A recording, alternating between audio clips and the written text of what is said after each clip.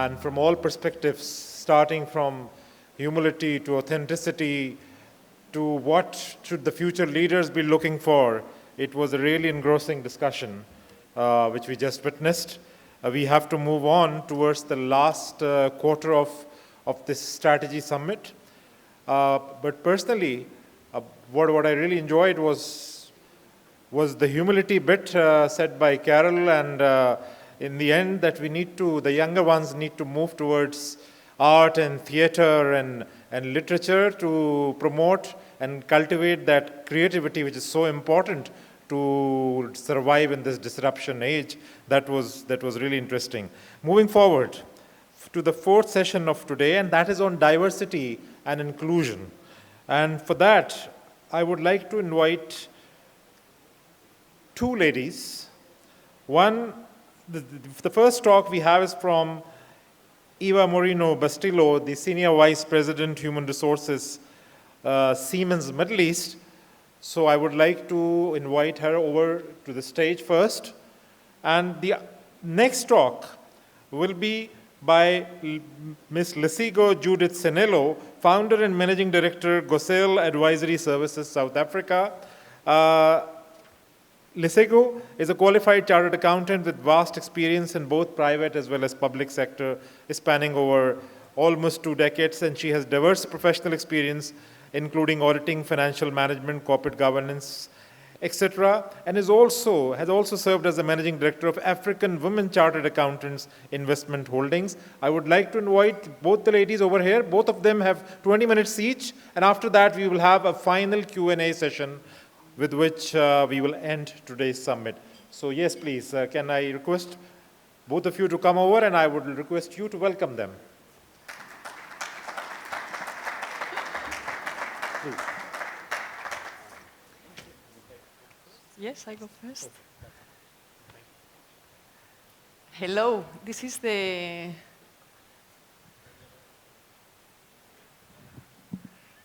Let me check. Can you see the slides? Oh, there we are. Well, nice to meet you. Thank you.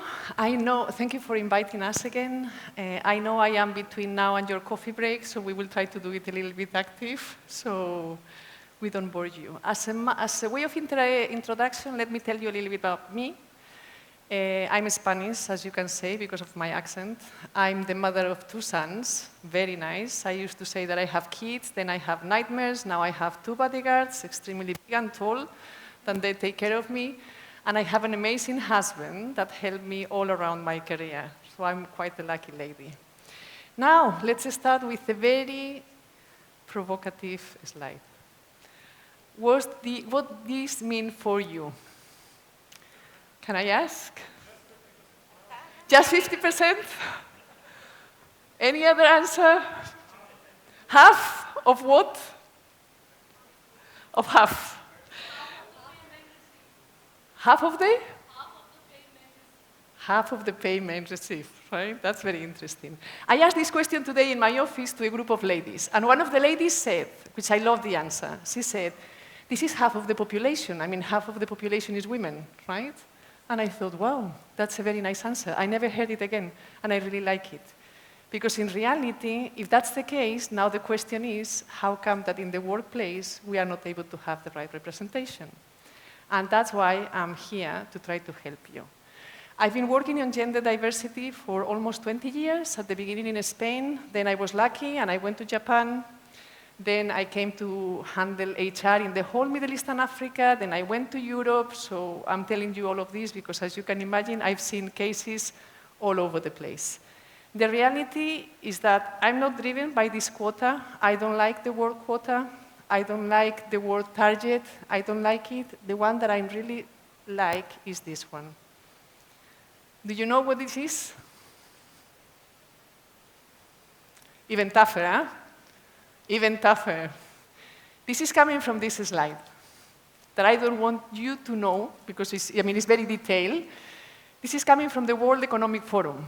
And the World Economic Forum every year shows a report that is called the gender gap. And in the gender gap, they evaluate every single country to understand where we are in terms of gender equality. The way they do it, as you can see, all the countries are represented there. And the way they do it is that they check different parameters, and then they have an average. That average is the 68%. And they are checking whether women have access to education, whether their rates of survival are the same as men. They also check how much they are represented in the economic organizations in the countries. And the last one is the political situation and whether they can access the political bodies. As you can see, in the first two ones, we are doing quite well. In the second two ones, we are not doing quite well. And this is why the average is 68. Every time that I'm showing this slide, everyone is asking me, where is my country? Where is my country? So here is the bad news.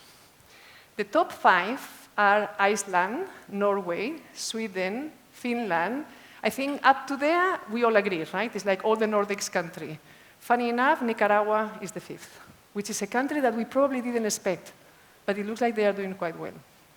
Now, the bad news is that Pakistan is in the bottom 5, which is really interesting because you had already female prime minister twice in the country.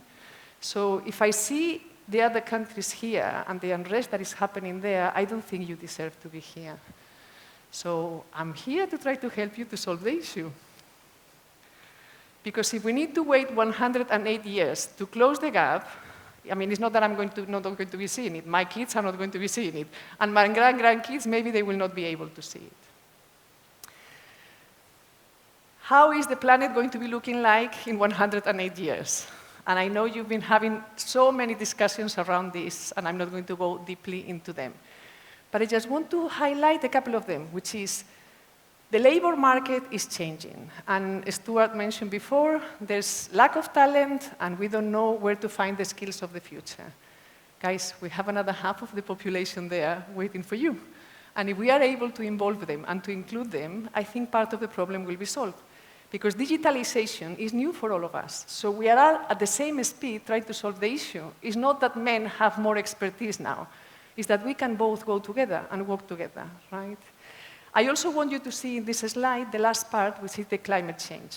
And the reason why I'm interested about that is because, as they said in the previous panel, there's no organization in the future that is going to be able to attract talent or even to attract investment, if you just want to talk about numbers and not the females, if they don't have a social responsibility. And this is extremely clear, because from now on, all our kids and our kids' kids are asking us to leave a sustainable country or a sustainable planet for them. And if we don't do it, in the future, investors will not put their money in our organization. So that's a big step that we have to do. And I want to read you something. We need courageous leaders, yet they have to be humble. We heard this word before, right, in the previous panel. And they have to be guided by a moral compass. And the moral compass is the combination of having social purpose, which is a little bit the summary of what we said in the previous one. You can have your license to operate anymore without a purpose that contributes to society.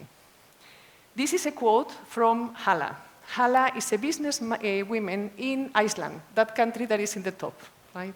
And here is my provocative question to all of you. Do you see any adjective, any word, or anything in this sentence that a woman cannot do? Do you? Do you see anything that may be a barrier for any woman to be able to get to any of the leadership positions of the future? Because I really don't. And then if we also talk about emotional intelligence, I think it's even easier, right? Let's start from the beginning. And I'm going to be very fast now, because I want to bring you up to speed.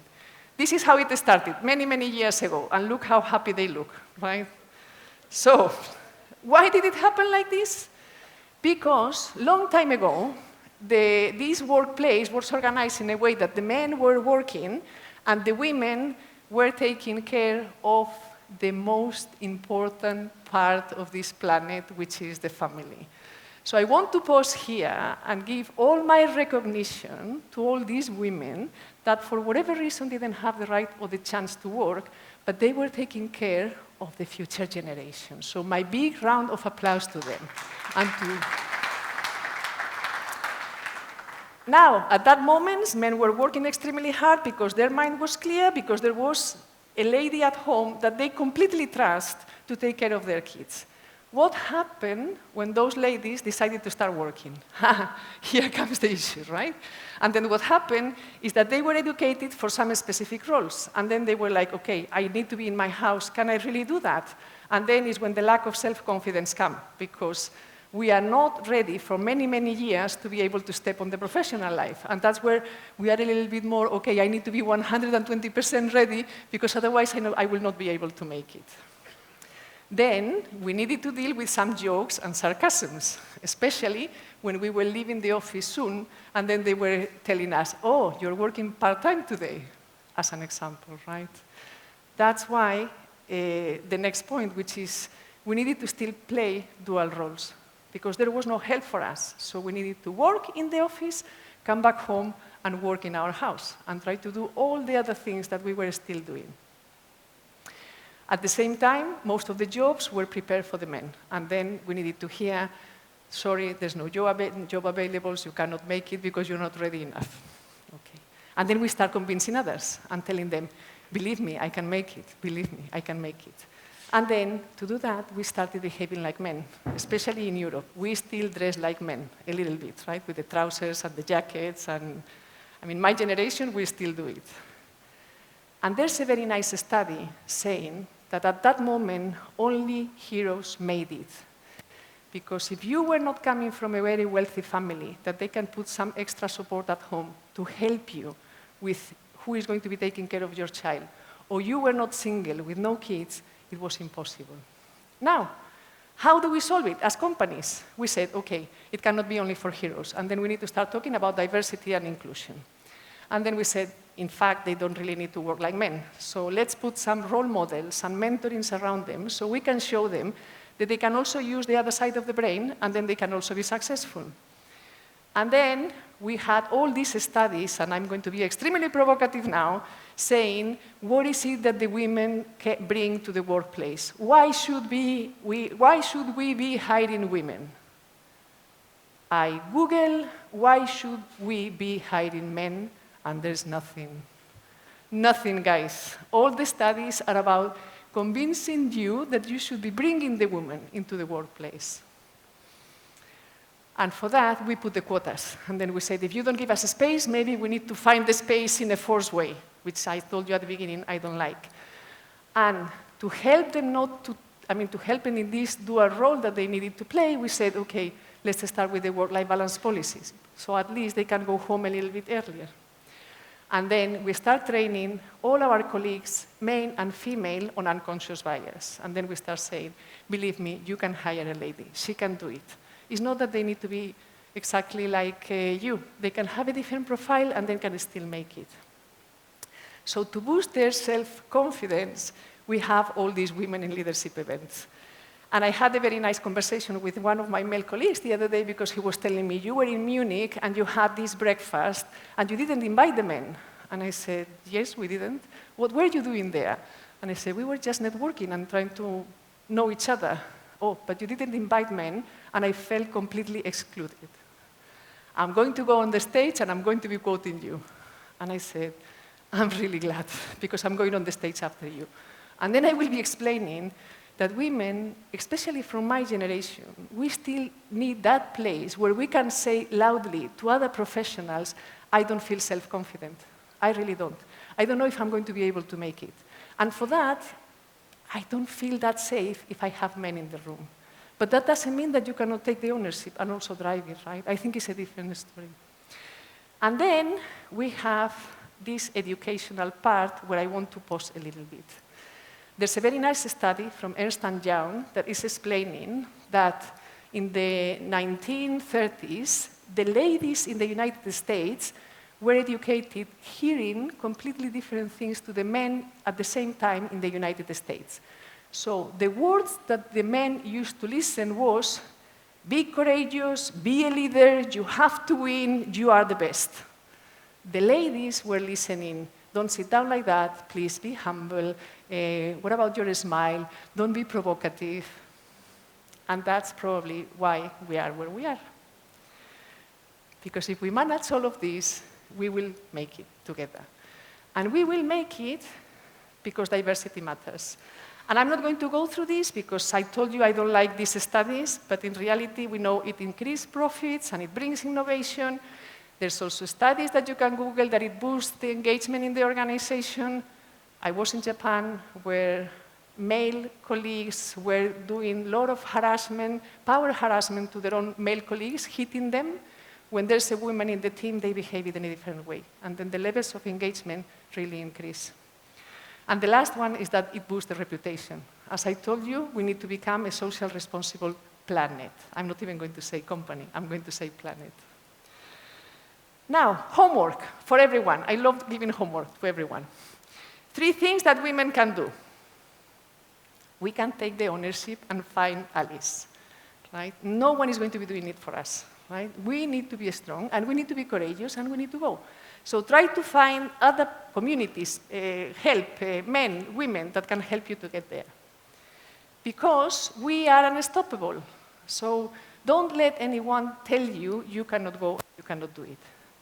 And my main request to all of you is please go back home and educate your kids and your daughters and your sons for both of them to win in the same way.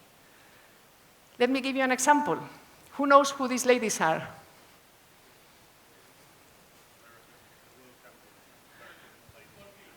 This is the Australian one, not the Americans. Almost close. But to be honest, both of them are doing the same. Both teams strove to ask for equal pay gap to men colleagues, right? And they made it. And look how happy they are, right? It looks like, as an average, all of them got a 30% increase in their salaries. Now, the homework to the men. Take the lead and make the case. Don't tell us, involve me in the conversation. You can have the conversation. Honestly, you don't need us to involve you. You know what is needed. You also see the gap. I mean, you can help us. You are in much more powerful situations and positions as of today. So why are you asking us to involve you? You can take the lead, right? And then, as a little bit of support, try to help at home. So if your wives are trying to go and work, please try to go back home and understand how tough it is. The kitchen, the education of the kids, the cleaning, and all of that. And the last one is exactly the same. Make sure that you're educating your kids to win. Because this is not for me. This is for the next generations or for the future generations. I mean, if any of you have daughters here, just think if this is the kind of environment that you would like them to work in. 3 good examples. The first one is the Henkel CDO and chairman. This person became part of the Male Champion of Change. I don't know if you know the organization. Henkel X is a digital platform, one of the most innovative ones, and he just took the lead to become part of that. The second one is Mark Binoff. He is the founder of Salesforce. Salesforce is an organization, the first cloud platform that was put in the cloud. This company was competing with SAP, and in fact, they beat SAP in some places. He is part of what we call B business, and the B business are business that are based on purpose, and they have very clear KPIs that they need to show every year on how they deliver in that.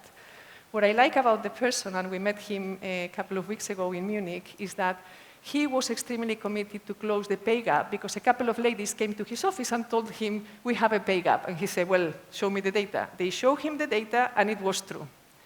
Funny enough, Salesforce is acquiring organizations every year. What this person is doing is, when he's going to check the new organization, he is asking, can I show your gender pay gap? And whatever the amount is, he puts it in the cost of the buy of the organization, because he knows that in the first 3 months, he will close the gap.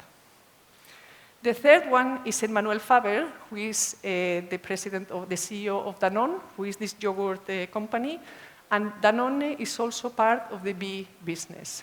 What he did in terms of, as another example, in terms of diversity and inclusion is that he gave fathers and mothers exactly the same leave when they have kids, just as an ideas. And now, 3 things organizations can do, and I'm almost finishing. For me, the most important part is try to fight unconscious bias. We sometimes are trying to find the me, the little me. When we are hiring people, let's try to be a little bit open and close the gap, because we have to do it together. Otherwise, we will never become a purpose-led organization. As an example, Siemens.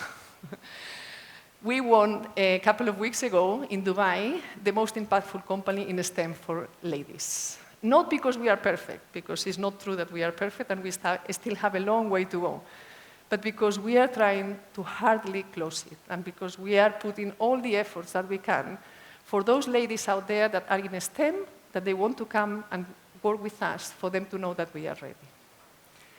Because gender equality is not a women issue. It is not.